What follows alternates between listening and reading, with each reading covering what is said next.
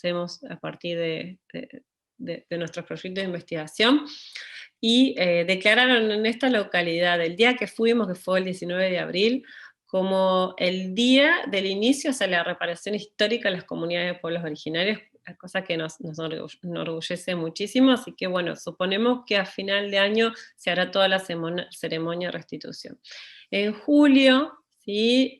También se hizo una restitución acá, cerquita de donde está mi instituto, el CEMPAT, se hizo una ceremonia de restitución de 3 individuos de la colección que habían sido pedidos por las comunidades, una ceremonia muy, muy linda. Así que bueno, vamos por este camino. Les quería mostrar un videito muy corto, ¿sí?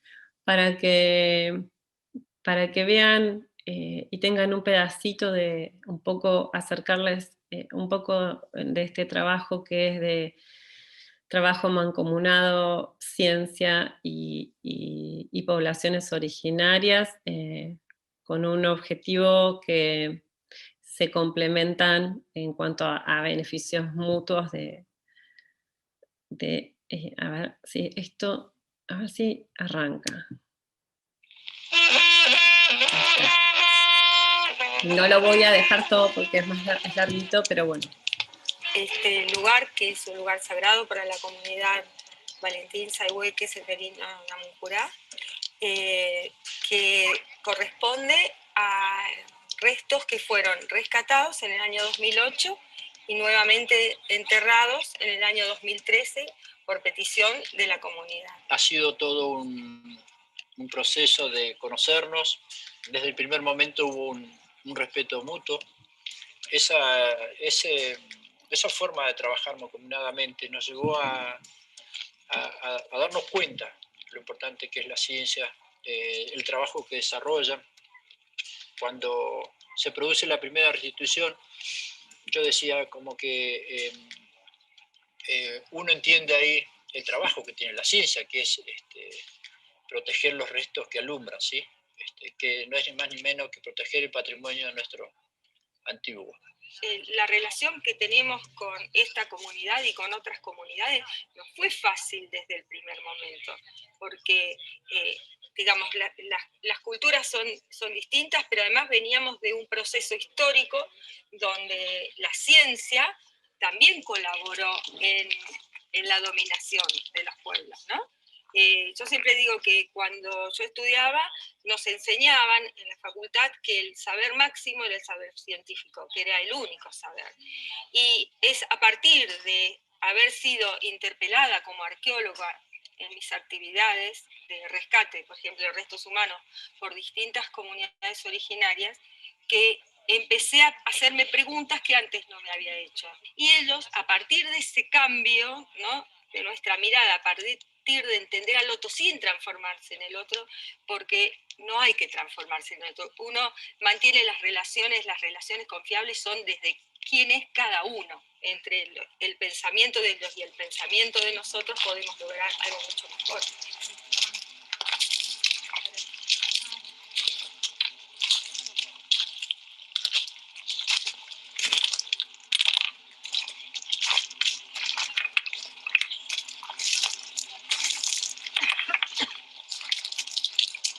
En algún momento escuché en la restitución, o salió un título en un medio que decía: cuando la ciencia ayuda a reconstruir la memoria de los pueblos originarios, y realmente creo que es muy necesario.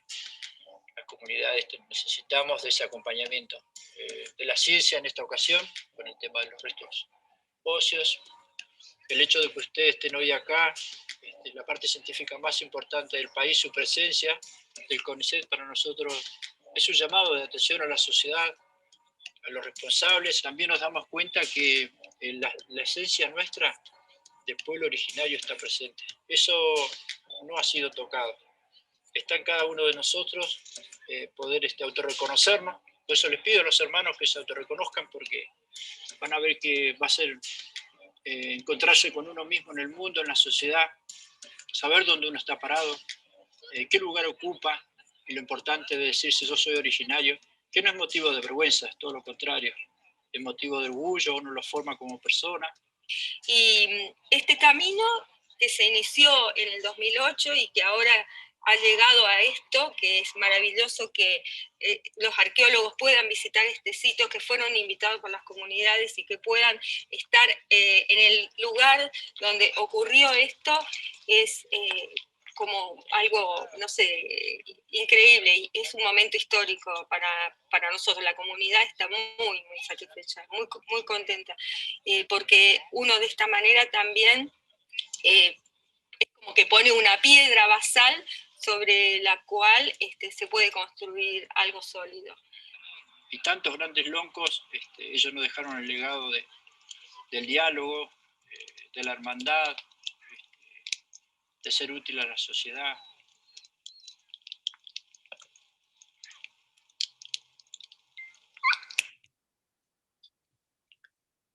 Bueno, quería finalizar, darles las gracias y finalizar con este video que sintetiza tanto lo que la ciencia tiene que empezar a hacer y ese gran camino que queda por recorrer en cada uno de nosotros, que los que trabajamos con comunidades, con no solo comunidades originarias, sino comunidades mestizadas, ese acercamiento a la comunidad y no tener miedo, ¿sí? El diálogo es el mejor camino. Y bueno, hasta aquí es mi presentación. María Laura, realmente fascinante. Sé tu momento que estás pasando inclusive en salud. Consideramos que realmente has preparado una obra motivadora, ya que justamente todo este proceso debe anclarse, como bien lo presentas, en los pueblos originarios, que son la base de nuestra trayectoria. Un buen ejemplo igual para nuestro país y para los países que están asistentes. Gracias, María Laura, y pues que sigas tu recuperación personal y familiar. Un abrazo fuerte, muchas gracias. Muchas gracias, Pablo. Sí, muchísimas gracias por su participación, doctora. Fue altamente enriquecedora e interesante. Le agradecemos mucho su presencia y bueno, por cuestiones un poquito de tiempo, vamos a pasar directamente a la otra ponencia. Nuevamente le agradecemos por su participación. María Laura, un momentito, discúlpame. Hay una cuestión, grafícame. El término longo es jefe de la comunidad. Es el jefe de la comunidad. Aquí lo que se ha hecho, ahí ustedes vieron una bandera que era azul, blanca y amarilla como una especie de flecha, ¿sí? Además de la bandera clásica de los colores de las comunidades originarias. Esa bandera es mapuche tehuelche. Acá no se diferencia entre mapuche o tehuelches en la actualidad. Han generado comunidades mapuche tehuelche y cada comunidad tiene un referente y en este caso es Romero Saigüe, que es el lonco de esa comunidad, Samuncurá se llama. Es que paradójicamente, te cuento acá en Ecuador, y me encontré en Perú también otro término. El término longo, con G acá, es el peyorativo de la persona a la cual tú le diriges. O sea, un indio acá, cuando tú le dices longo, es lo más peyorativo que puede tener dicho al indígena como tal, que se lo dice al indio como tal. Y no pasa con longo. El longo se resiente tremendamente, pero es una cosa inédita, ¿no? Que me parece realmente sustancial. En Perú me encontré con otro término, cholo. Y Cholo tiene una especie de jefatura o de una región en el Perú. Y Cholo acá en Ecuador, que es lo magnífico del proceso que estamos viabilizando, es que los antiguos, mis padres, mis abuelos, hablaban de los cholos para referirse a los que venían de afuera o a los mestizos. Entonces, es una cosa súper interesante. ¿Por qué? Porque los cholos, ahí sí podríamos decir que en este caso los incas llegaron acá y había ese término cholo o longo, dicho así, pero con jefaturas importantes, utilizadas por los españoles en este caso, de forma peyorativa en nuestra región acá, prácticamente en el norte de América del Sur. muy interesante. Realmente he quedado fascinado por esta construcción lingüística que nos une, ¿no? Que nos une en la historia. Y lo más interesante de todo esto es que cuando hay esa percepción, en Bolivia hay un dicho que dice, longo es el término con el que nos dominaron y longo será el término con el que nos liberaremos. Recuerdo mucho tu ímpetu con varios investigadores ahora en América Latina, el hecho de ir generando procesos propios como tal. Un abrazo fuerte y gracias por esa magnífica presentación. Gracias, Pablo. Ahora daremos paso a la participación del doctor Harry Mauricio Pachajoa Londoño, perteneciente a la Universidad ICESI Colombia, con su ponencia Importancia de la genética en los procesos de salud y enfermedad en el pasado prehispánico. El doctor Harry Pachajoa es médico y doctor en ciencias biomédicas, con énfasis en genética de la Universidad del Valle. Realizó su maestría en genómica y genética médica en la Universidad de Granada, en España. Actualmente es director del Centro de Investigaciones en Anomalías Congénitas y Enfermedades Raras, perteneciente a la Universidad ICESI, y genetista de la Fundación Valle de Lili en la ciudad de Cali, Colombia. Doctor Harry, es todo suyo el micrófono.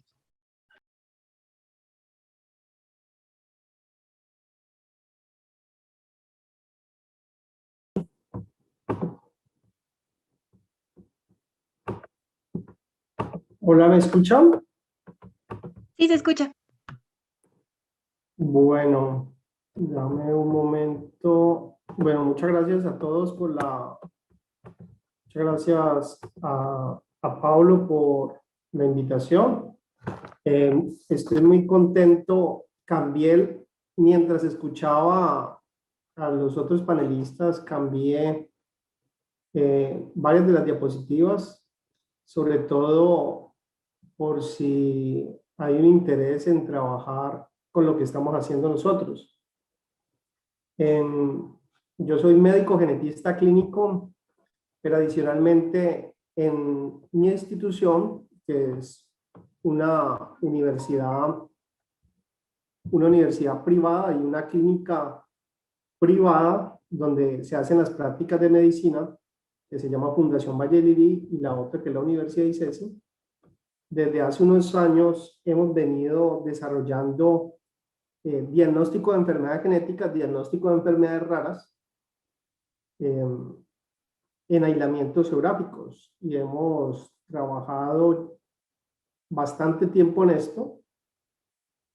Tenemos algunas publicaciones sobre enfermedades genéticas poco frecuentes y contamos con un laboratorio de secuenciación de nueva generación, secuenciación Sanger, y un laboratorio de biología molecular en nuestras instituciones, enfocado principalmente a pacientes de hoy día.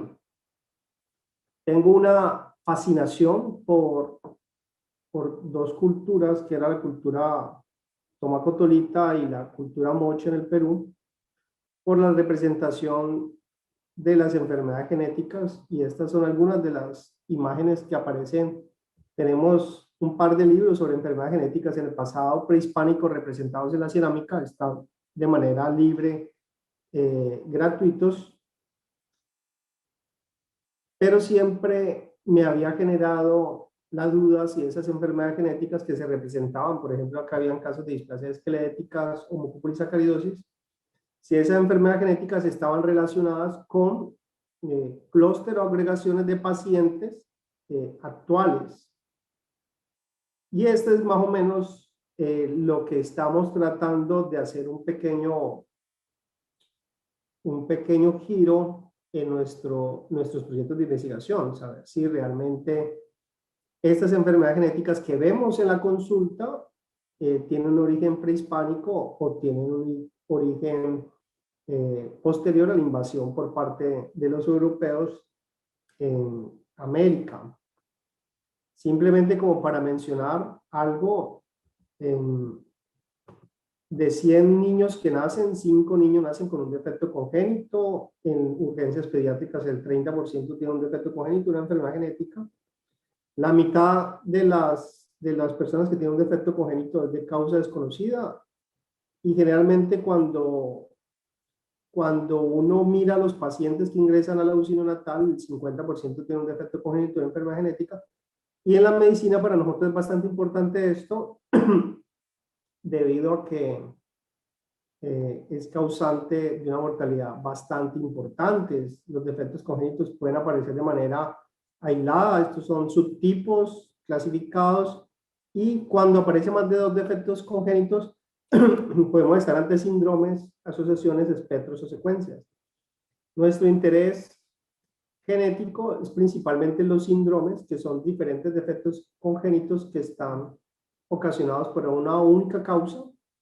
Hay etiología desde el punto de vista ambiental, alteraciones cromosómicas, pérdidas o ganancias de información genética como microdeleciones, microduplicaciones, enfermedades monogénicas y algunos casos de causa desconocida. Se utilizan diferentes técnicas en la práctica de la consulta, pero especialmente para el análisis de clúster actuales utilizamos paneles de secuenciación de nueva generación, secuenciación de genes o mutaciones puntuales, o hacemos secuenciación de todo el exoma. Ocasionalmente utilizamos genoma completo, ese no lo desarrollamos nosotros acá, se manda a procesar por fuera, siempre tratando de buscar una etiología para poder brindar un diagnóstico, manejo y un tratamiento.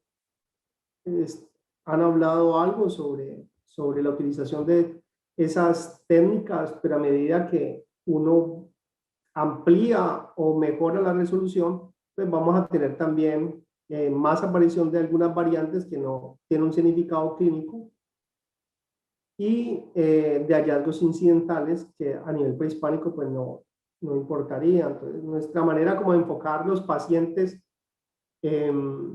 ahora, hoy día, es, por ejemplo, si colocamos la talla baja, porque es, digamos, para mí y nuestro equipo, estamos buscando restos óseos con talla baja o displasias esqueléticas para tratar de saber la causa genética.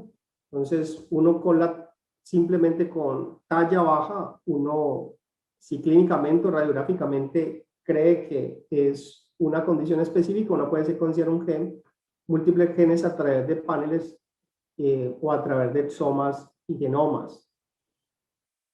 Hay diferentes tipos de herencia como para explicar que pueden aparecer en ciertas poblaciones más casos.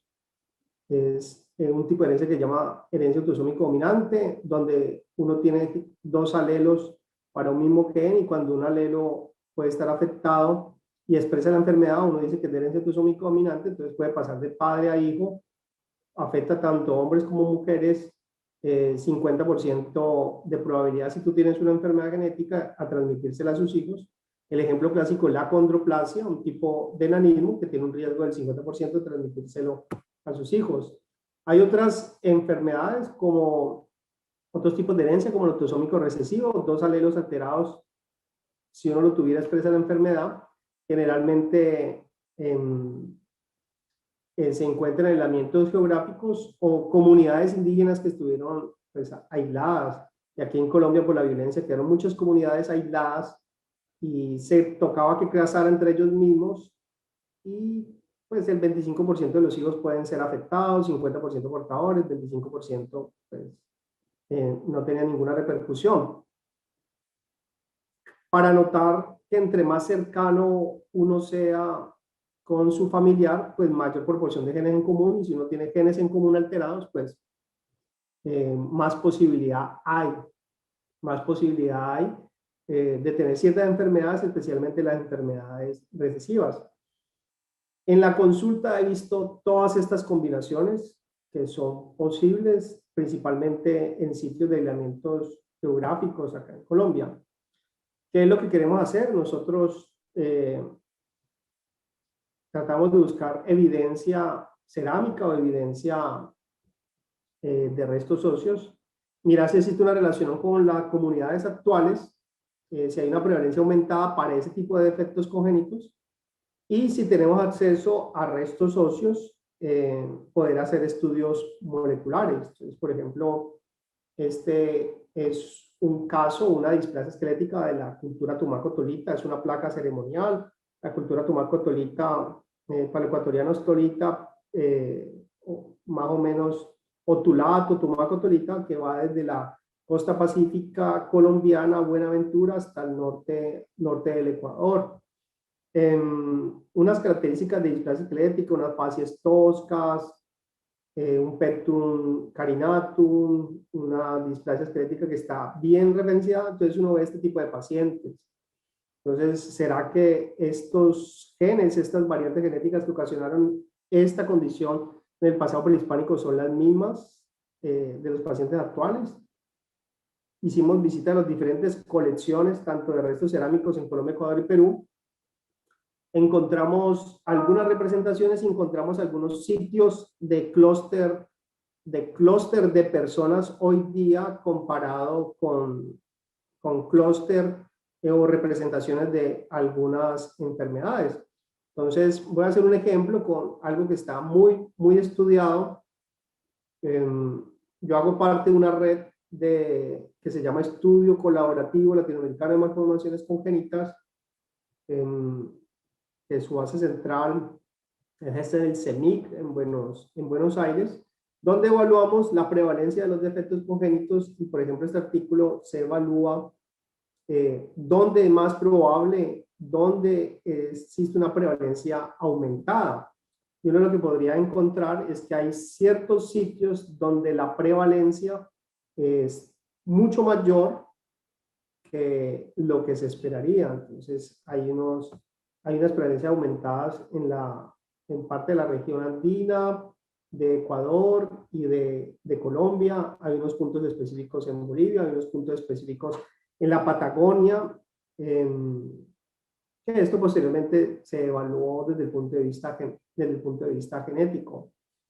Nosotros evaluamos todos los niños que nacen en nuestra clínica y en algunos hospitales de acá de la ciudad de Cali, y hemos demostrado, por ejemplo, con algunos grupos de malformaciones, prevalencias aumentadas. Hay diferentes tipos de labio fisurado con o sin paladar hendido, pero lo interesante es que en los sitios donde teníamos una prevalencia aumentada, pues también habían representaciones cerámicas, representaciones en oro, por ejemplo, en estos 3 individuos con representaciones del labio fisurado. Igualmente pasaba en que en Perú no mostraba, muy seguramente porque no teníamos datos en la parte norte del Perú, pero hay representaciones claramente de labio paladar hendido en el norte del Perú. Esta es Moch, esto es Chimú, y ya tratamos de hacer una correlación con casos actuales.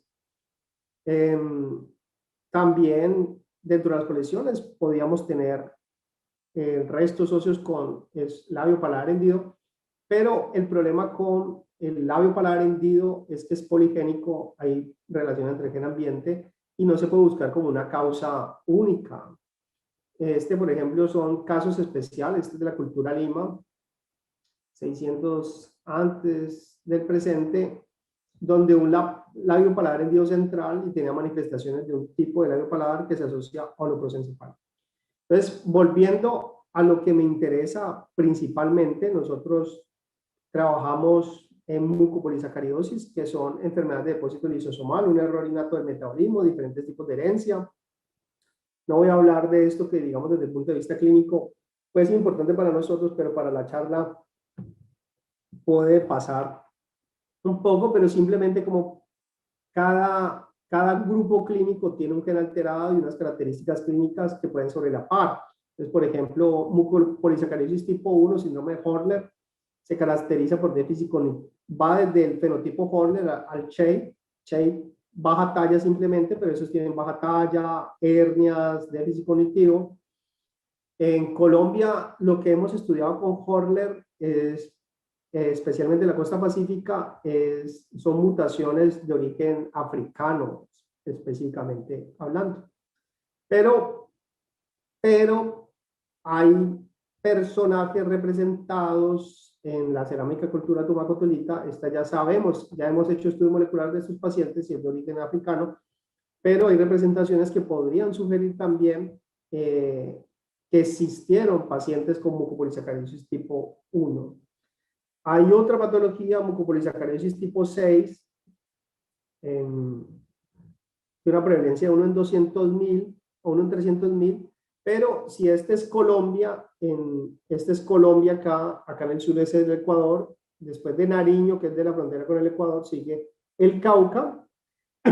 En una población indígena, en 2 poblaciones indígenas, encontramos una prevalencia aumentada bastante importante para mucopolisacaridosis tipo 6, que es uno de los tipos de mucopolisacaridosis. Desde el punto de vista clínico en estas poblaciones, que son poblaciones principalmente de comunidades indígenas, no sé si ustedes ven toda la pantalla completa, yo no la puedo ver completa, pero sí me gustaría saber si la están viendo de manera completa, si ven toda la diapositiva. Sí, se ve la diapositiva en modo de presentador. Pero sí se ve bien. Yo la veo acá diferente, no sé por qué me abrí diferente. Bueno, entonces, en estas comunidades, que son muy pequeñas, encontramos prevalencias de 1 en 3.500 a 1 en 30.000.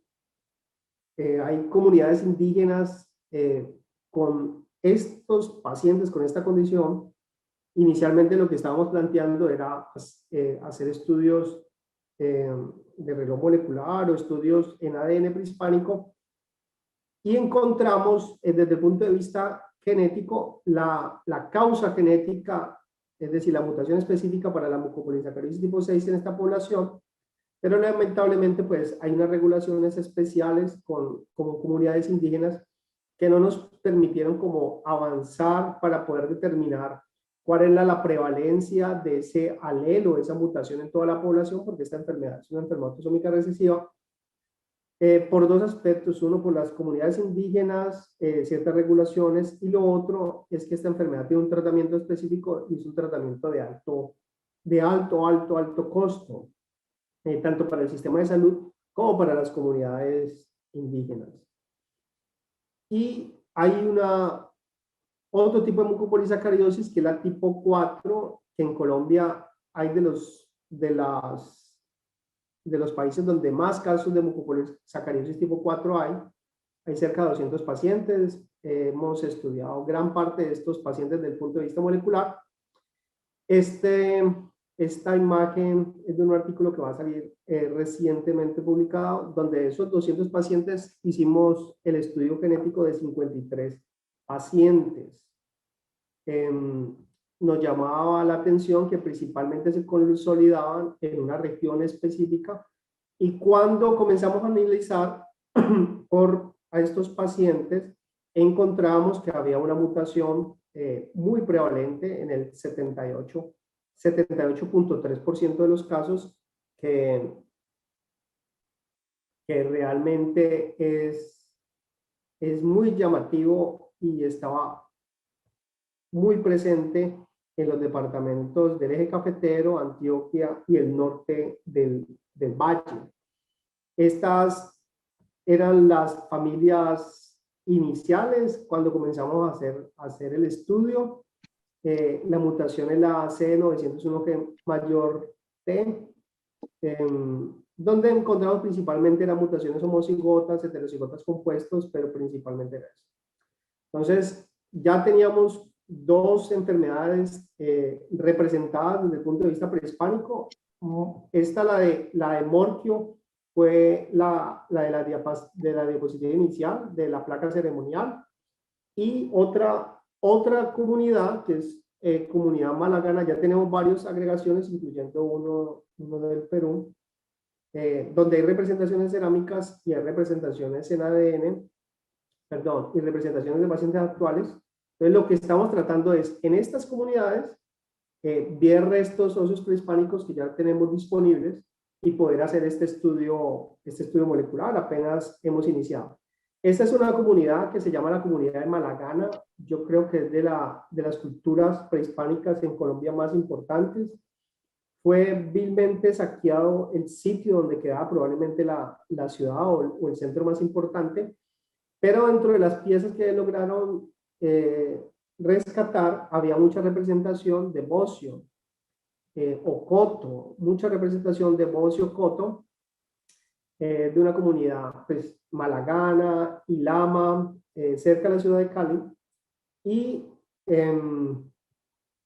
tenemos como unas 5 familias,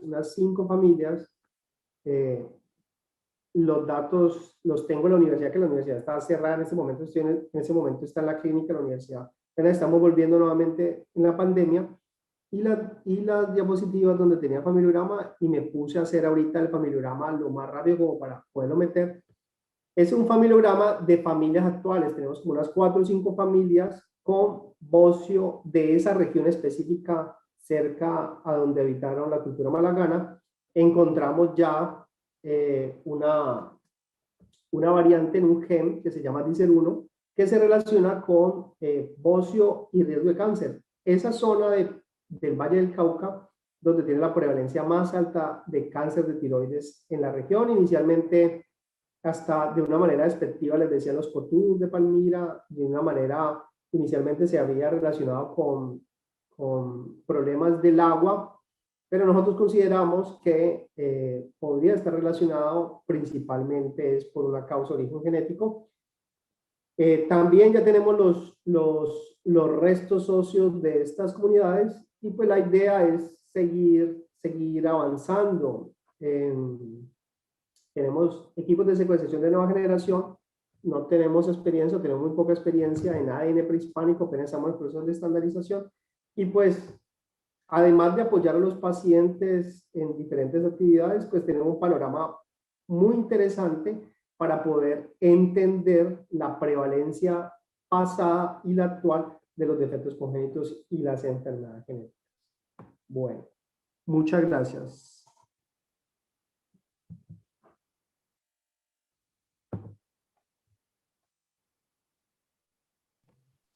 Muchísimas gracias, doctor Harry, por su participación. Tenemos una pregunta en el chat del doctor Eugenio Sabel Favara, que pregunta, entre los síndromes genéticos ocasionados por los factores ambientales, ¿cuáles serían, por favor? Bueno, los factores ambientales, están los defectos del tubo neural, y están defectos del tubo neural espina bífido, que es encefalocele, mielomeningocele, alteraciones a nivel de la columna vertebral, y el labio fisurado con paladar hendido. Hay unos polimorfismos que aumentan la posibilidad de tener defectos del tubo neural. Es interesante que la población andina, hay una mutación en un gen que se llama de la metitis de Leucolatus reductasa, que es muy prevalente en la región andina, y la región andina tiene una prevalencia mucho más aumentada. Y si decimos que la parte nutricional es ambiental, hay una deficiencia de ácido fólico y zinc en dichas comunidades. Entonces, aparentemente esta relación del ambiente más la susceptibilidad puede que esté haciendo que la prevalencia se aumente. Nosotros hemos encontrado, nosotros venimos estudiando los defectos congénitos desde hace unos 10 años. Voy a ver si en esta diapositiva teníamos algo relacionado con defectos del tubo neural, pero bueno, en esta no, en esta sí. Por ejemplo, este estudio, que acá no me deja ver, perdón, este estudio estaba comparando dos prevalencias, y pareciera que disminuye, pero disminuye por 2 aspectos. Por la fortificación de ácido fólico y por la interrupción del embarazo. Pero yo sí considero que hay algo ambiental para efectos del tubo neural y por el labio fisurado relacionado con polimorfismos o con alguna susceptibilidad de origen genético también en esas poblaciones. Entonces, ambientales son defectos del tubo neural, labio fisurado. Hay otros también ambientales, pero no de origen prehispánico, sino es actual. Es por la utilización de cocaína o medicamentos abortivos como el citoteo o misoprostol, que originan una condición que se llama síndrome de Moebius, secuencia de Moebius, cuando no se logra hacer la interrupción del embarazo. No sé si contesté la pregunta. Muchísimas gracias, doctor. Y no sé si hay una última intervención por parte de nuestros ponentes o participantes. Si no, agradecemos su participación. Harry, muchas gracias por tu afán. Estás un poquito atendiendo y más que nada la explicación que has hecho de nuestra relación de la región en cual pues, ustedes han puesto también su trabajo de varios años con el doctor Rodríguez. Muy interesante, sabemos que vamos a continuar y pues agradecemos de todas maneras el aporte que ustedes han dado en este día para esta región, digo yo, de Tolita a Tumaco, que es el trabajo que ustedes lo vienen desarrollando. Muy amable, Harry, y pues bienvenido siempre. Muchas gracias a todos. Bueno, a continuación contaremos con la participación del doctor Federico Sánchez Quinto, perteneciente al Instituto Nacional de Medicina Genómica INMEGEN en México. El doctor Federico Sánchez Quinto cursó la licenciatura en Ciencias Genómicas de la UNAM. Posteriormente realizó sus estudios de maestría y doctorado en la Universidad de Pompeu Fabra de Barcelona, en España, trabajando particularmente con la paleogenómica de neandertales. Posteriormente realizó estancias postdoctorales de 2015 a 2019 en la Universidad de Uppsala, en Suecia, investigando la historia demográfica de Europa durante el advenimiento de la agricultura. Actualmente es parte del Sistema Nacional de Investigadores, es de nivel 1 por parte del CONACYT y es revisor oficial de distintas revistas científicas con arbitraje internacional. Es investigador en ciencias médicas en el INMEGEN y se enfoca en la historia demográfica de los mexicanos para entender las bases genéticas de enfermedades complejas. Antes de comenzar con su ponencia, les recordamos a todas y todos los participantes que pueden realizar preguntas directamente a través del chat de Zoom o en la plataforma de YouTube y posteriormente se les dará lectura para que puedan ser respondidas por los expositores. Y sin más que agregar, pues podemos observar la ponencia del doctor Federico. Bueno, voy a proceder a leer la entrevista que le realizaron a la licenciada porque me parece que ya tiene problemas técnicos.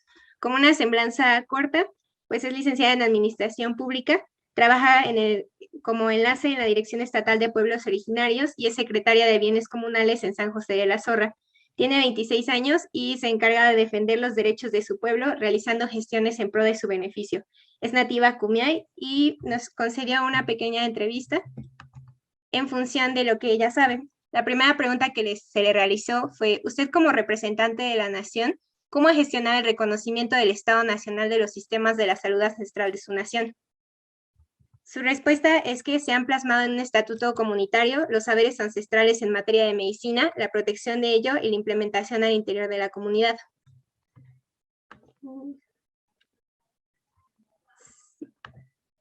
Posteriormente se le preguntó, en el campo de la atención de la salud Kumiai, ¿cuáles son las enfermedades registradas de mayor impacto que ha sufrido su comunidad o pueblos y que han sido atendidas por los sanadores? Pues básicamente se han identificado como principal enfermedad la diabetes y se ha utilizado en la medicina moderna y ancestral. Y también se han utilizado las terapias con células madre para combatirlas y un ejemplo de esto pues son sus abuelos. Posteriormente se le preguntó cómo se han desarrollado las asociaciones de especialistas, sabios o médicos ancestrales e integrado la medicina ancestral al Sistema Nacional de la Salud. Y bueno, se han incluido en los tratamientos de diversas enfermedades. Con las investigaciones realizadas se ha retomado la importancia de la medicina tradicional en medicina preventiva y para combatir enfermedades activas. Por ejemplo, el trabajo realizado con el investigador Pablo Males, en el cual se realizó un pequeño registro de las plantas medicinales de su comunidad y de su región. Y posteriormente, ¿qué contribuciones considera que han aportado a la ciencia de la salud contemporánea o actual los sistemas de salud? Que básicamente es este pequeño registro de plantas medicinales de la región. Y por último, según la mesa 2.1, experiencias latinoaméricas con ADN humano y microbiano aplicado a las ciencias de la salud, ¿cuáles serían las conclusiones y recomendaciones a las que llega usted para que haya un reconocimiento concreto del Estado Nacional? Y su respuesta es que se requieren dos puntos importantes. El primero, el reconocimiento de parte del Sistema Nacional de Salud para poder incluir la medicina tradicional en los planes de salud de acuerdo a esta región en específico y posteriormente realizar más investigaciones y registros de la medicina tradicional para respaldarla en la práctica de la medicina moderna. Y esas fueron las preguntas que se le realizaron y no sé si Licenciada Sandra, ¿tenga algo que agregar o algo que comentar extra? Gracias, Fernanda. Quiero nada más destacar el interés que puso Sandra y su gente con quienes trabajamos en México entre los años 1998 y 2004, básicamente. Entonces está un resumen de estas características importantes de lo que es el saber Kumeyaay de Baja California. Los indios Kumeyaay de Baja California, como se denomina, pues realmente han dado señales de una existencia precolombina de importancia como tal. Hoy en día ellos comparten las fronteras entre Estados Unidos y México, amigos cordiales de este proceso, y lógicamente han expresado su valioso interés por el cuidado de la medicina tradicional, focalizado básicamente en lo que podríamos decir también sus condiciones propias de salud. Creo que los pueblos indígenas, acá también tenemos un gran problema, y creo que eso es lo que es importante resaltar en este proceso. Tienen problemas justamente con enfermedades metabólicas. ¿Y por qué es ese problema? Yo creo que muchos de los asistentes van a tener en cuenta de que el cambio de alimentación, decía también hace un momento, lo que sería el impacto ecológico que han tenido, y generalmente también el impacto de la llegada de las poblaciones, en este caso mestizas, a esos lugares, han hecho que cambien y la salud se afecte. Pero obviamente hay alternativas que la están buscando como tal, y principalmente tratando, vuelvo a repetir, de rescatar y hacer que el Estado Nacional considere a los pueblos nativos como parte sustancial de su Estado como tal y del Estado Nacional. En el año 1994 el pueblo mexicano tuvo el pueblo mexicano y el pueblo indígena supo decir: nunca más un México sin nosotros. Estuve con ellos trabajando en los años, digo ya, hasta el 2004, y mi tesis de licenciatura nos ha llevado a siempre juntar estas ideas con este pueblo que está en la frontera norte, donde empieza justamente Latinoamérica. Con esto podríamos dejar concluida esta interesante presentación, que queda prácticamente a hacer igual puesta en la plataforma, la experiencia y las ideas que tiene esta joven lideresa, la licenciada Sandra Montes Carrillo. Gracias a los asistentes, y vamos a ver en este rato si continuamos con la siguiente exposición, igual hecha con una entrevista al doctor Federico Sánchez, que tratamos de que esto se la comparta también. Gracias. Si hay alguna pregunta, pues la absorberemos después. Gracias, Fernanda, por el espacio. Bien, a continuación vamos a contar con una pequeña entrevista que se le realizó al doctor Federico Sánchez Quinto, el cual actualmente pertenece al Instituto Nacional de Medicina Genómica, o el INMEGEN, en México. Actualmente el doctor Sánchez Quinto es investigador y se encarga de investigar la historia demográfica de los mexicanos para entender mejor las bases genéticas de distintas enfermedades complejas, así como generar nuevos abordajes teóricos y metodológicos para realizar medicina genómica de vanguardia. Y procedemos a escuchar la entrevista del doctor Federico Quinto. Muy bien. Hemos tenido la oportunidad de contar con la presencia del doctor Federico Sánchez Quinto, quien participa en el Seminario de Evolución de la Cultura Humana en América, la Genómica de México, y ponente también en la mesa. Hemos encontrado una estrategia de contar con él en esta mesa de experiencias latinoamericanas con ADN humano y microbiano aplicado a las ciencias de la salud. Agradecemos de antemano su presencia. Muy amable. Muchas gracias, Pablo. Muy buenos días, Pablo Italiano. Muy buenos días. Antes de empezar, quisiera mencionar que durante la segunda mitad del siglo XX, y especialmente en las últimas 2 décadas, las tecnologías genómicas que incluyen a las moléculas antiguas humanas y de patógenos, ADN, ARN, proteínas, etcétera, que poseen un enorme potencial médico y social, derivadas del progreso explosivo de la biología molecular y ciencias ómicas. Doy paso al doctor Pablo miembro del equipo de comunicación y difusión del proyecto de la evolución de la salud humana, encargado de la entrevista el día de hoy. Doctor Pablo. Muchas gracias nuevamente, nuestro agradecimiento en este día, y vamos a empezar con el doctor Federico Sánchez, especialista en estudios de ADN antiguo. Bienvenido, doctor. Empezando en el detalle de estas preguntas. La genética, paleobiología, paleogenómica y biología molecular, disciplinas de investigación científicas que desarrollan, ¿cómo ha influido en las ciencias de la evolución de la salud humana, especialmente en la caracterización de las poblaciones humanas originarias y o ancestrales en América u otros lugares del mundo? Tenga la bondad, por favor. Sí, muchas gracias, Pablo, por la invitación a la entrevista. Yo creo que es fundamental para poder construir unas bases sólidas de lo que pensamos en un futuro será la medicina genómica, la medicina de predicción, ¿no? Es una herramienta que podría ser bastante útil. Hay que tener súper clara la historia demográfica de cada población, ¿no? Creo que varios estudios recientes de medicina transnacional, medicina de predicción transnacional, han mostrado una y otra vez que los resultados encontrados de estudios de sucesión en poblaciones europeas o asiáticas son difícilmente trasladables a otras poblaciones. Entonces, para poder tener esa información realmente importante en nuestras poblaciones latinoamericanas, tenemos que conocer la población, la historia demográfica de esta población. Y un abordaje para entender bien la historia demográfica de estas poblaciones, puede tener un estudio interdisciplinario a partir de varias disciplinas.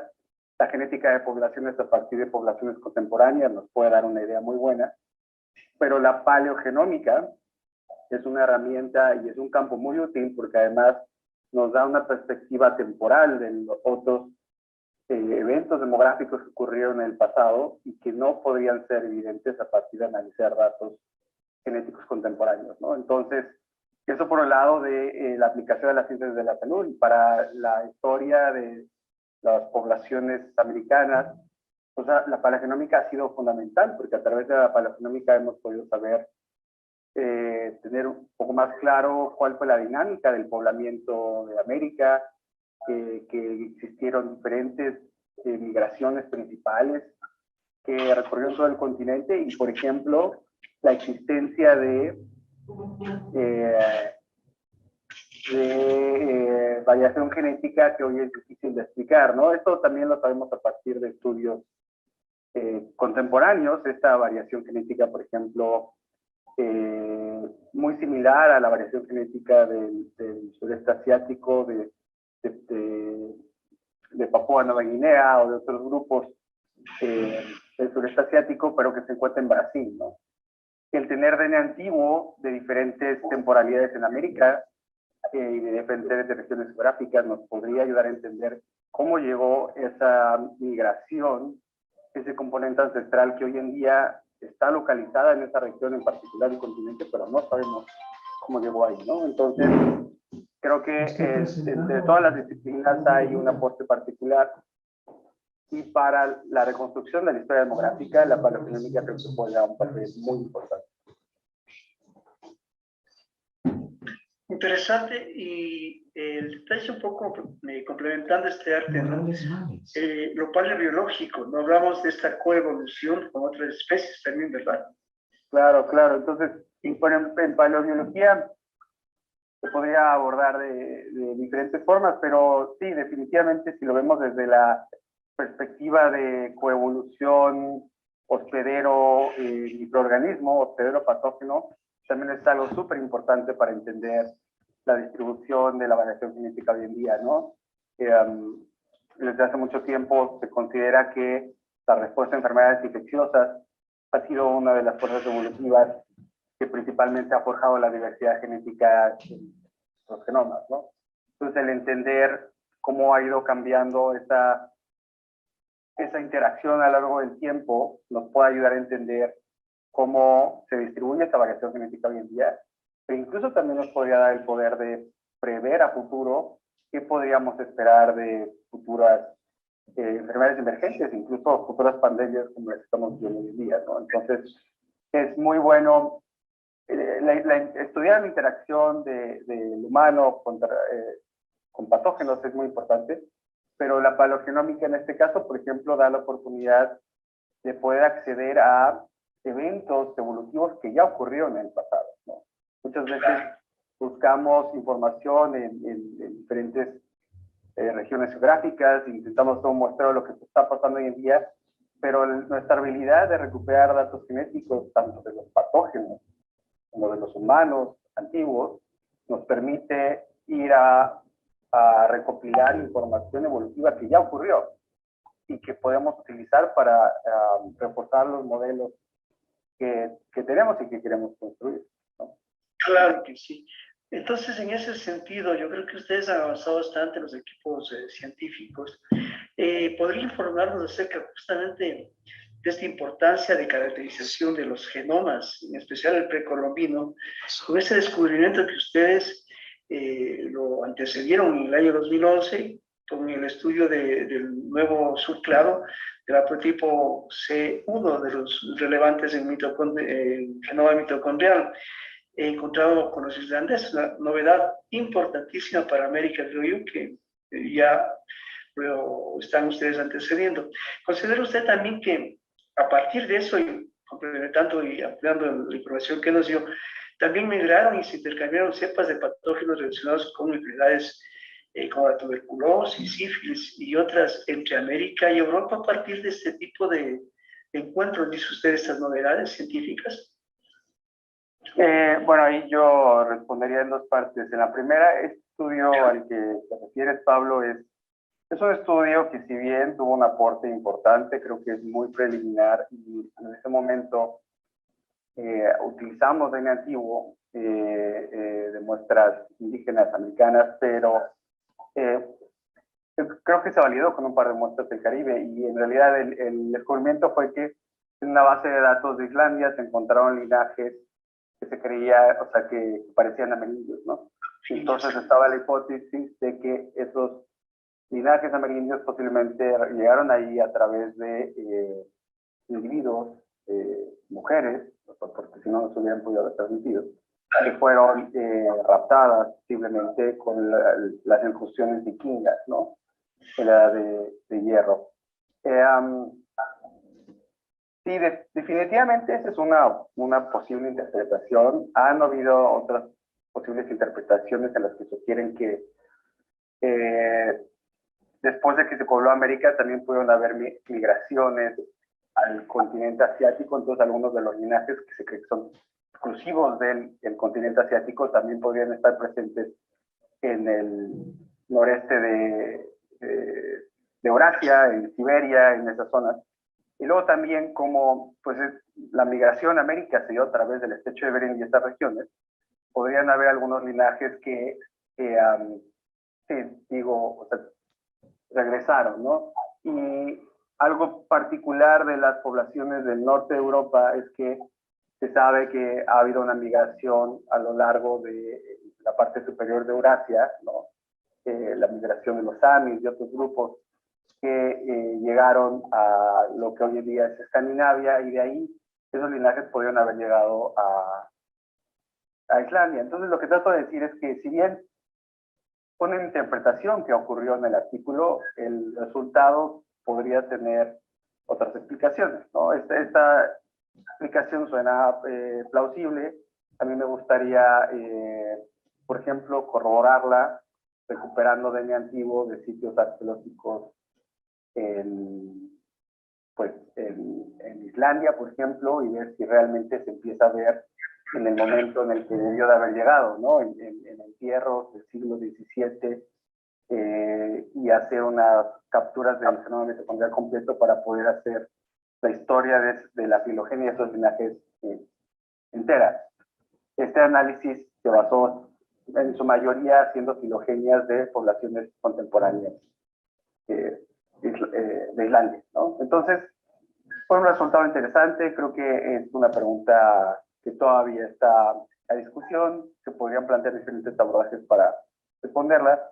Y luego respondió la segunda parte, y podría ser que en estas incursiones que sabemos que ocurrieron de vikingos al continente americano, pudo haber un intercambio de enfermedades, pero de hecho hoy en día hay información precisamente de dengue antiguo súper interesante, que sugiere que en realidad la tuberculosis, en al menos cierta forma, ya estaba en América antes de la llegada de los europeos, ¿no? Hay un trabajo muy interesante por parte del laboratorio de la doctora Anton en Arizona, en colaboración con otros colegas, en los que han recuperado cepas de tuberculosis de Sudamérica previo al contacto, y que estas cepas están bastante emparentadas con cepas de tuberculosis de focas, y entonces lo que se cree es que en realidad la tuberculosis pudo haber llegado a América a través de las focas,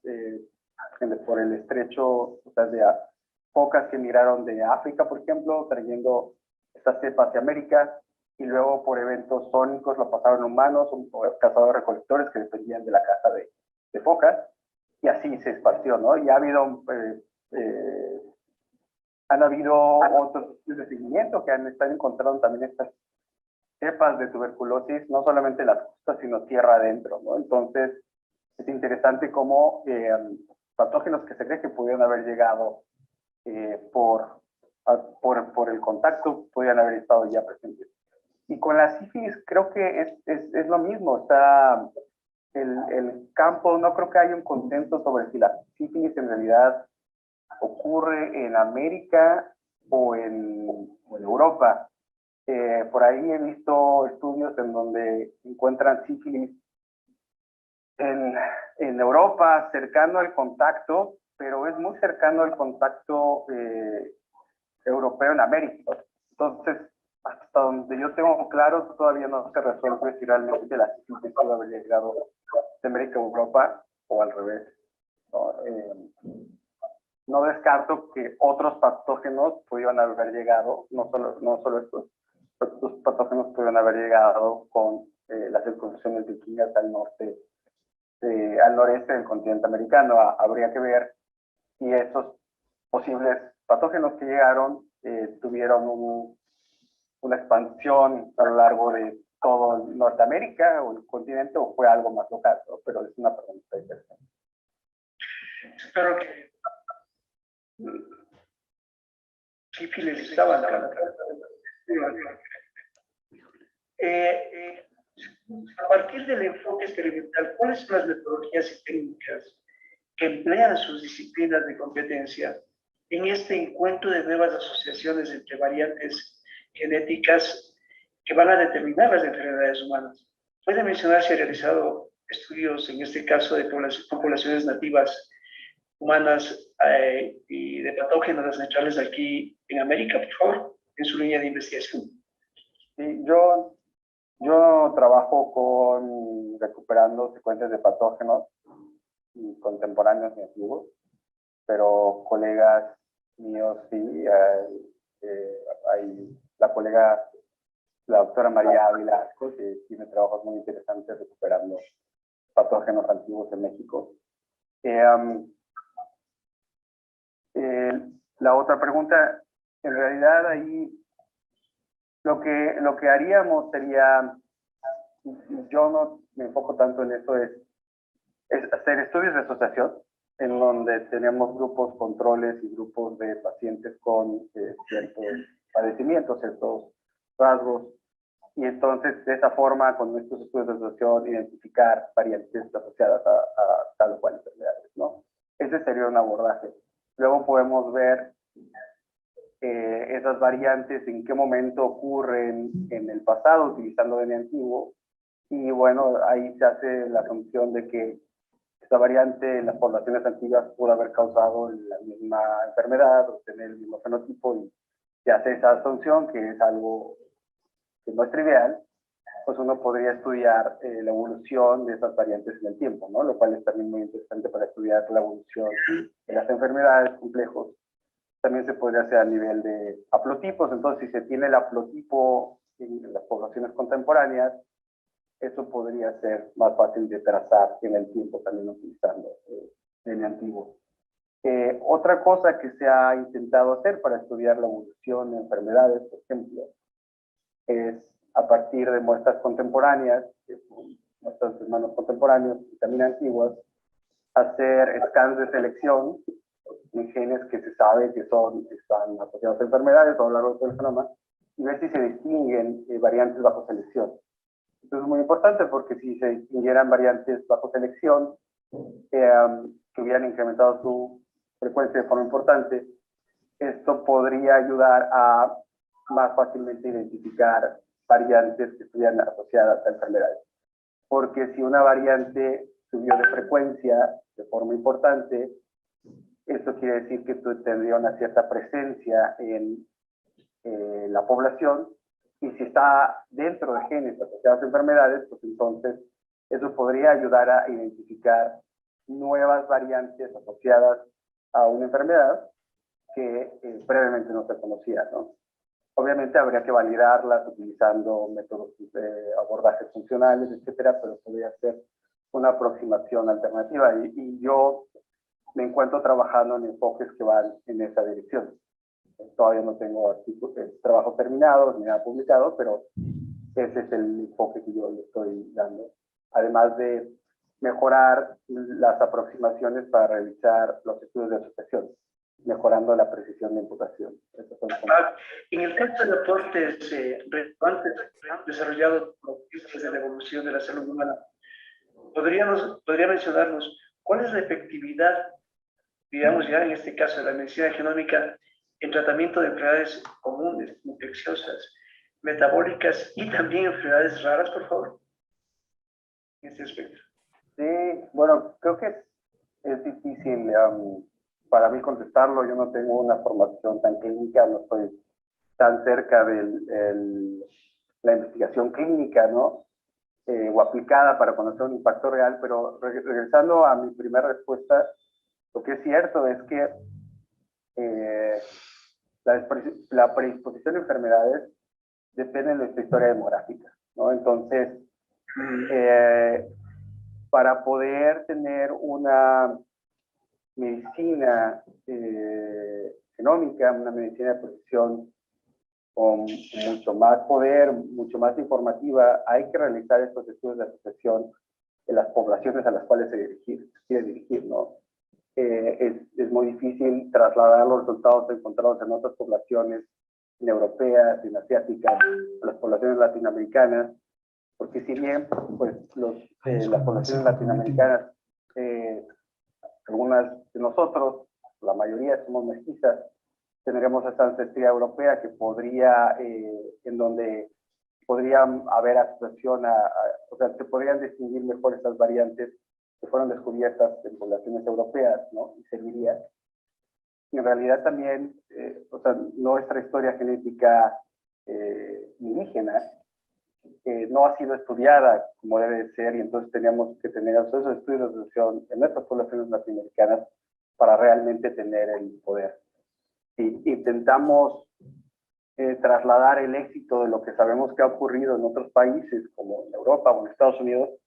Pues sí, han habido avances considerables en donde se le puede dar un tratamiento a las personas de una forma más personalizada. Creo que todos conocemos casos en los cuales alguien dice, no, es que este medicamento a mí no me funciona bien, o este otro sí, o este tratamiento sí o no. Hay una variación genética importante con la cual hay una respuesta a tratamientos o enfermedades, ¿no? Entonces, el tener eso bien caracterizado podría facilitar a que se den respuestas más dirigidas. Y creo que aquí es súper importante también recalcar que yo no creo que la medicina genómica sea la panacea y algo que va a curar el mundo, sino simplemente una herramienta, ¿no? Obviamente también, para que esto tenga un impacto real, pues tenemos que pasar por tener sistemas de salud robustos, tener el personal médico suficiente para tratar a las personas, y creo que sería un error llegar a un punto en el cual a las personas se les atiende solamente con base a un algoritmo, ¿no? Con una predicción de que tus variantes genéticas dicen que vas a tener probabilidad de esto o lo otro. creo que no se debe de utilizar a nivel individual, pero sí a nivel poblacional. Entonces, si tú sabes que en tu población hay más predisposición a tener diabetes o a tener cáncer, enfermedades cardiovasculares, con ciertas variantes específicas, pues entonces tú puedes dirigir tus políticas de salud pública a esas variantes, ¿no? Y sabes cómo enfocar los tratamientos. Que si estás tratando de implementar resultados que han sido aplicados en otras partes del mundo, ¿no? Que no necesariamente aplican en esa región, ¿no? Entonces, creo que el potencial es muchísimo, pero no debemos de descuidar que tiene que ser un abordaje integrativo junto con la medicina de atención al público normal, el construir sistemas de salud robustos y continuar teniendo una atención, o sea, una atención directa al público, ¿no? Evitando que se llegue a un punto en el cual sea algo bastante impersonal y solamente a través de predicciones algorítmicas, ¿no?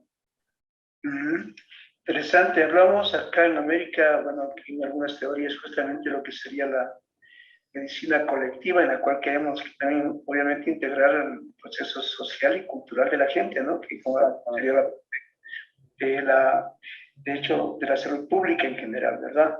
Me parece muy práctico.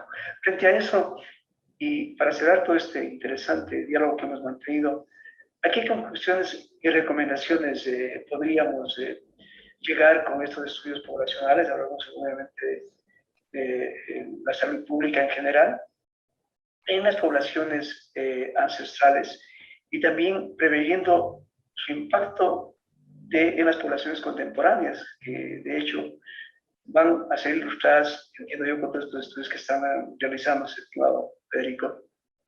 ¿Cuáles serían sus recomendaciones y conclusiones al respecto?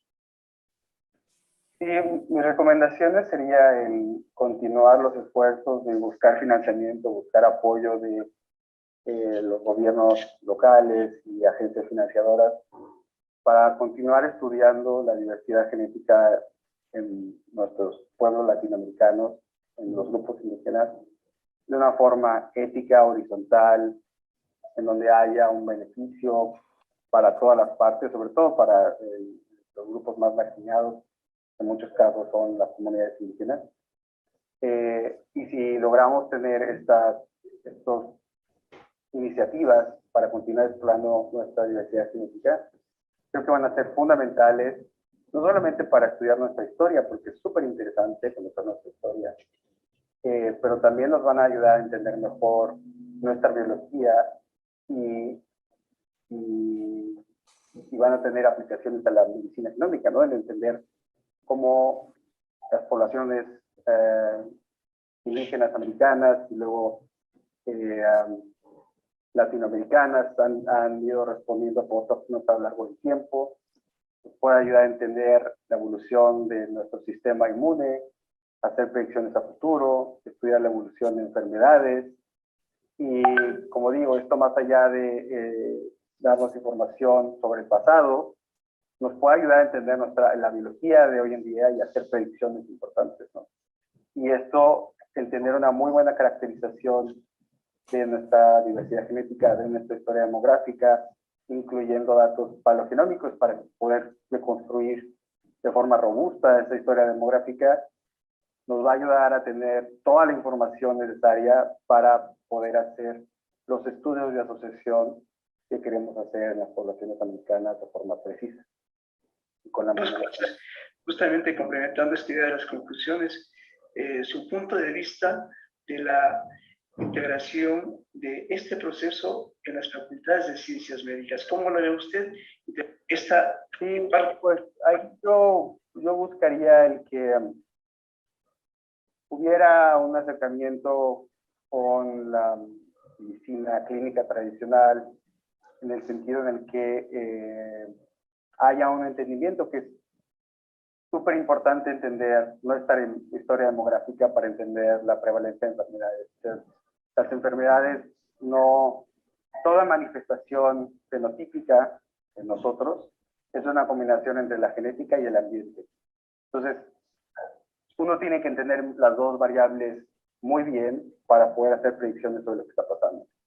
No digo que el ambiente no tenga que ver, tiene que haber de una forma muy importante. O sea, de hecho hay gráficos como esta Néstor, ¿no? En las enfermedades monogenéticas, mendelianas y las complejas, y es un triángulo en donde las genéticas tienen un componente, las mendelianas tienen un componente genético muy importante y las complejas tienen un componente ambiental más importante, pero también dentro de las complejas hay una parte genética que es relevante y que hay que estudiar, porque tiene un beneficio muy importante. Entonces, creo que transmitirle a la medicina clínica que no solamente es el ambiente, que hay que entender la diversidad y la estructura genética de nuestras poblaciones latinoamericanas para poder ver cómo se distribuyen las variantes asociadas a tal rasgo, tal enfermedad en la población, puede hacer predicciones, etcétera. Creo que eso podría ser una estrategia para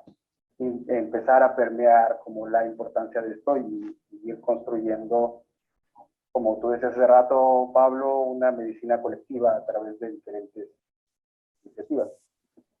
Perfecto. Muchas gracias, Federico. Federico Sánchez, le agradecemos de antemano por su disposición de habernos concebido esta entrevista, el cual será muy beneficiosa para mis compañeros y para el curso. Le agradecemos.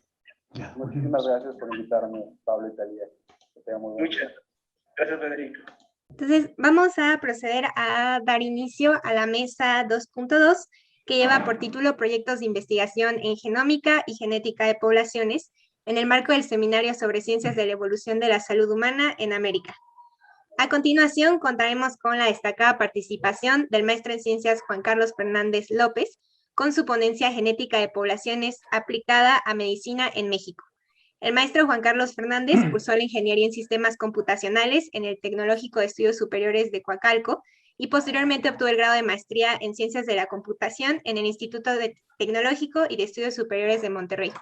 Actualmente es investigador en Ciencias Médicas y se encuentra adscrito al Departamento de Genómica Computacional del Instituto Nacional de Medicina Genómica.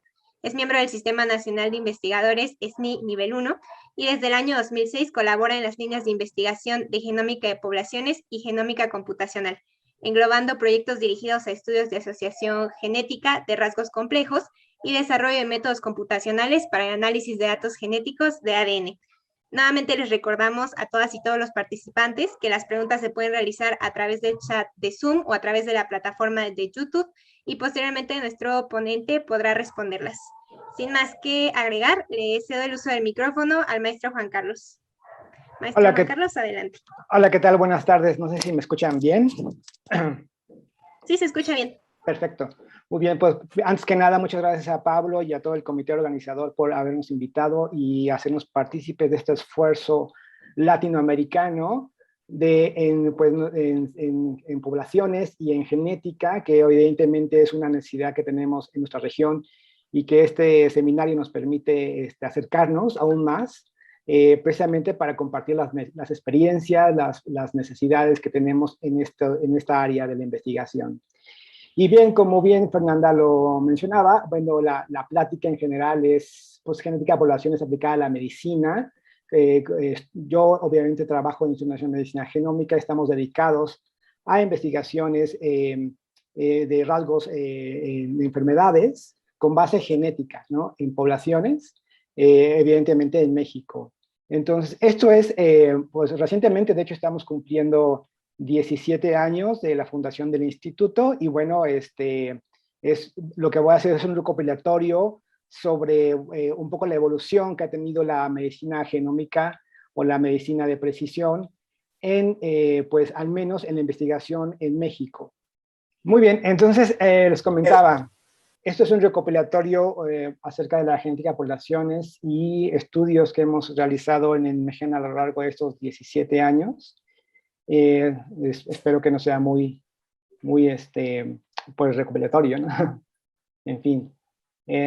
A ver, voy a ver si puedo avanzar. ¿Cómo avanzo? Ya, perfecto.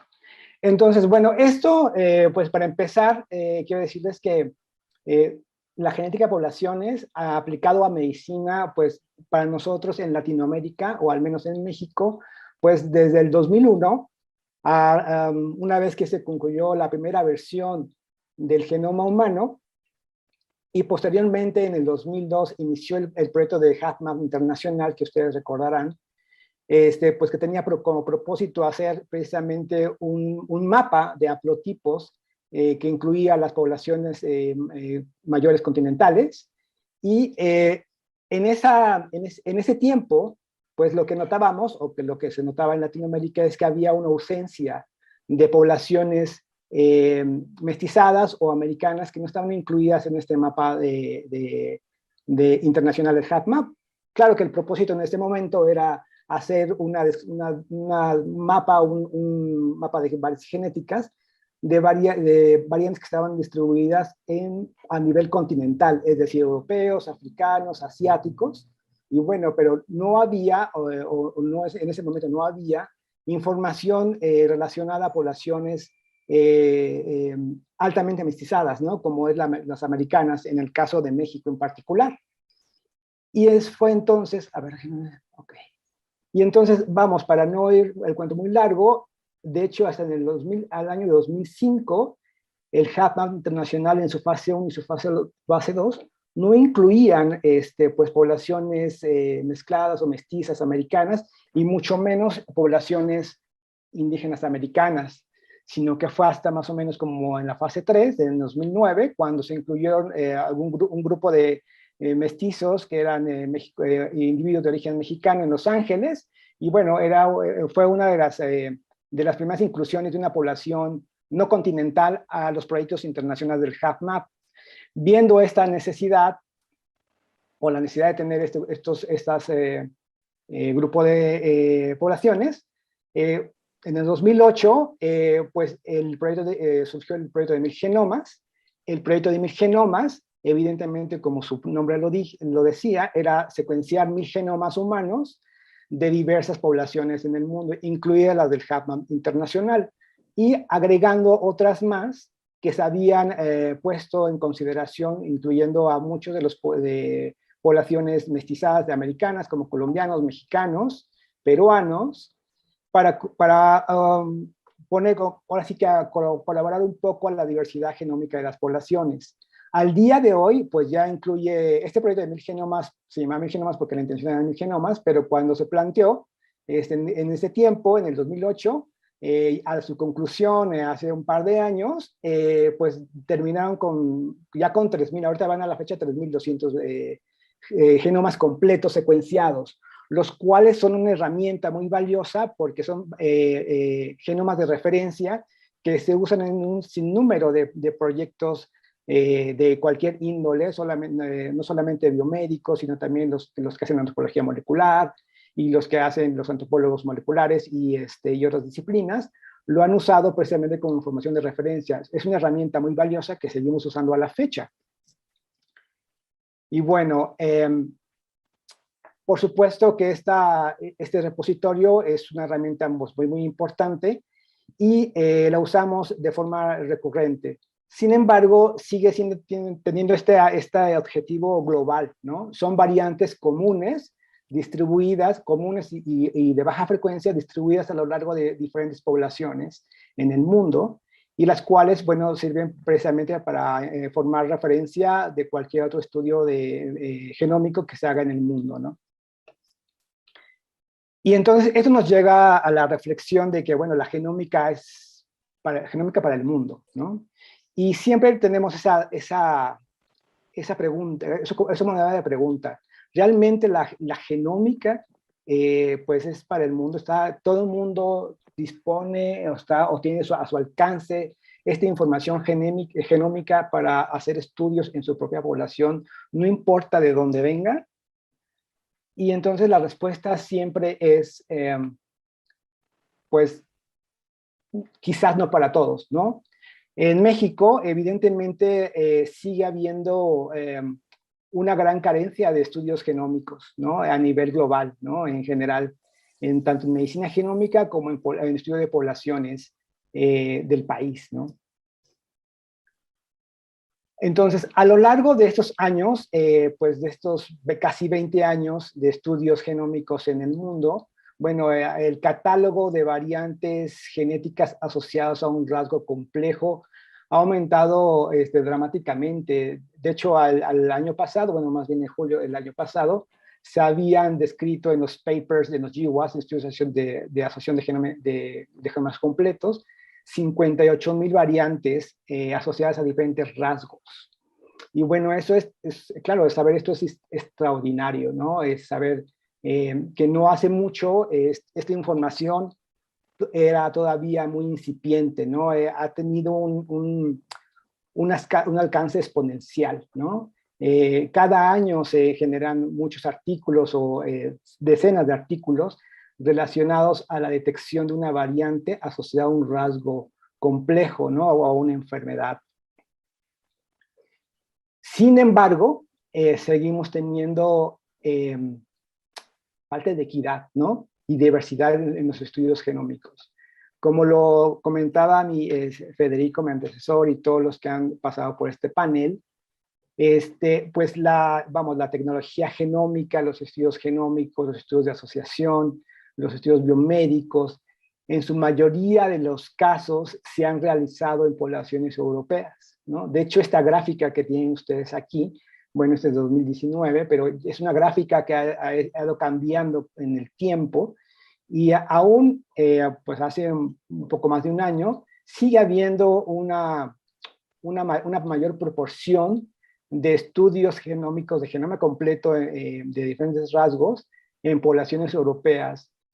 Y solamente una fracción de ellos se realiza en otras poblaciones del mundo, ¿no? Por ejemplo, en latinos o hispanos, pues apenas el 5%, ¿no? ¿Y qué hablar de los individuos que participan? Y la proporción aún es mayor, ¿no? Casi el 80% de los GWAS en los estudios de asociación son de origen europeos. Y solamente el 1% son de origen latino. Entonces, aún que la tecnología se hace más asequible, más barata o más económica para que diversos gobiernos e entidades puedan incursionar con tecnologías genómicas en sus estudios, aún sigue habiendo esta falta de equidad, ¿no? O falta de diversidad en los estudios genómicos. Y es por eso que, bueno, voy a volver un poco a la historia del INMEGEN. Pues el INMEGEN, de hecho, el INMEGEN tiene 17 años que se fundó. Se fundó en 2004. Eso fue apenas 3 años después del primer borrador del genoma humano. Y desde ese momento se tenía la visión de que teníamos que incluir estrategias de medicina genómica en nuestras poblaciones, o al menos en México, para no quedarnos atrás, ¿no? Para no quedarnos relegados en los avances tecnológicos en relación a medicina genómica. Y bueno, lo primero que hizo el instituto, el primer proyecto de investigación que se registró en el instituto fue precisamente un proyecto de estructura poblacional, ¿no? Muy a la tónica del HapMap internacional de aquel momento. Y la idea era, pues, antes de estudiar diabetes, antes de estudiar cáncer con tecnologías ómicas, lo primero que queríamos hacer era precisamente hacer una descripción de la variación genética de nuestra propia población, con la idea de responder las preguntas acerca de qué tan diversos éramos a nivel de molecular, a nivel de variantes genéticas, y si esa diversidad, pues qué implicaciones tenía en el estudio de diferentes rasgos o fenotipos. Es una pregunta fundamental, ¿no? Vamos, ya los historiadores, los antropólogos físicos ya sabían, o los etnólogos ya saben o sabían que, bueno, evidentemente la población mexicana, como el resto de Latinoamérica, es muy rica en cultura y en diversidad de rasgos físicos, pero que a nivel de genética no estaba muy claro realmente cómo era esa diversidad, ¿no? Entonces, es por eso que el INMEGEN, en sus primeros esfuerzos o proyectos, se dedicó a precisamente hacer una descripción poblacional de manera global para saber, para tener ese mapa, ¿no? Y ver en qué lugar nos posicionábamos con respecto a la variación del mundo, ¿no? Y bueno, como les decía, el objetivo de este proyecto era precisamente conocer las variantes genéticas más frecuentes en la población mexicana, ¿no? Utilizando la tecnología genómica de aquel momento, que en ese momento pues eran microarreglos de SNPs, básicamente hacer un screening de variantes polimórficas comunes y cuál era su distribución en términos de la frecuencia, ¿no? Para que después estas frecuencias pudieran ser usadas para proyectos en biomedicina. Y bueno, como les decía, este nivel proyecto pues tenía como propósito, o tuvo como propósito, acortar la brecha de investigación en medicina genómica. Se hicieron pues varios artículos, aquí un par de los principales, en 2009, bueno, fue la primera versión del proyecto de diversidad de población mexicana, que utilizó 100,000 variantes más o menos, distribuidas no en todo el país, sino simplemente en regiones norte, este y oeste y sur, para tratar de capturar la mayor variabilidad de las poblaciones. Al paso de los años, estos mapas se fueron afinando un poco más, con la idea de capturar mayor variabilidad con tecnología más novedosa. Recuerden que la tecnología genómica ómica, pues también en cada año hay nuevas tecnologías que nos dan mayor definición, el costo es menor, y eso permite genotipar o secuenciar mayor número de muestras y ver más información. Entonces, los propósitos de esos artículos tenía precisamente describir esa enorme variabilidad que hay en México, y también, por ende, esta información pueda ser usada posteriormente como información de referencia en los estudios biomédicos particulares. Como ustedes pueden ver en estas gráficas, la gráfica de arriba era la de 2009, lo que intentaba era describir la proporción del componente europeo y nativo americano en nuestra población mestiza, y ver que hay una correlación. En ese momento sabíamos que esa correlación norte-sur, al menos en México, existe, es decir, en el norte de México es una mayor contribución europea, y en el sur de México o el suroeste de México es una contribución más nativa americana, bueno, lo cual es una completa correlación con la demografía e historia de México, pero que al mismo tiempo nos permite saber que efectivamente esa diversidad que ya sabían los historiadores o los etnólogos o los antropólogos en México acerca de la población, ya lo sabían, correlacionaba perfectamente con la variación genética. En los estudios posteriores, con un poco de mayor resolución, pues quisimos también observar más a detalle, con más precisión, cuál exactamente, qué tan complejo, ¿no? Cuánta variación existía tanto en grupos mestizos o mexicanos como en grupos nativos mexicanos. Entonces vemos que evidentemente existe esa riqueza de variabilidad genética en las poblaciones tanto mestizas como indígenas mexicanas, y que esa diversidad está correlacionada precisamente un poco con la demografía y con la historia de las poblaciones. Y tener estos mapas o estos mapas de variantes genéticas en nuestra población nos ha permitido pues que sirvan con una mayor precisión como referencias para diversos estudios biomédicos, ¿no? Y bueno, uno de los objetivos también principales de este tipo de proyectos es que estos mapas sean públicos y sean accesibles para que puedan ser usados como información de referencia. Este es un portal que está en el INMEG, donde ustedes pueden descargar poblaciones pues, de este proyecto de diversidad, y que vamos a irlo enriqueciendo conforme avancen los proyectos. Pero la idea es precisamente que puedan servir a manera muy similar a cómo funcionó el HapMap en su momento y cómo ahora funciona el proyecto de 1000 genomas, precisamente para que toda esta información de diferentes regiones de México puedan servir como referencia para proyectos en investigación tanto en México como en Latinoamérica, porque debemos de saber que pues evidentemente la genómica o la genética de las poblaciones no sigue un patrón de división política, ¿no? Sabemos que la diversidad poblacional es un espectro de variación que se distribuye independientemente de nuestra división política de las regiones, los países. Por eso mucho de la información contenida en estos repositorios sabemos que puede ser también de utilidad, no solamente para México, sino para el resto de Centroamérica o inclusive Sudamérica, puesto que tenemos orígenes comunes en nuestros ancestros indígenas. Y bueno, a lo largo de los años se han generado pues más procesos de variabilidad, de diversidad genética.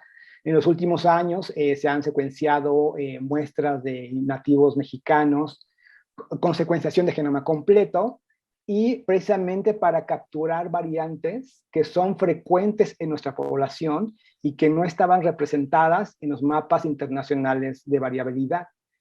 Porque sabemos que al final del día, pues todos los procesos internacionales pues tienen esta característica, ¿no? Que se secuencia para esas poblaciones, pero vamos, o sea, todos compartimos la misma parte de la misma variabilidad, pero hay cierta proporción de variantes que son, pueden ser privadas o semiprivadas de ciertos grupos americanos, y que esas variantes pues no están en esos mapas internacionales. Entonces la intención de secuenciar genomas completos de indígenas americanos, pues se trata de completar, ¿no? Esa historia y esa base de datos de variantes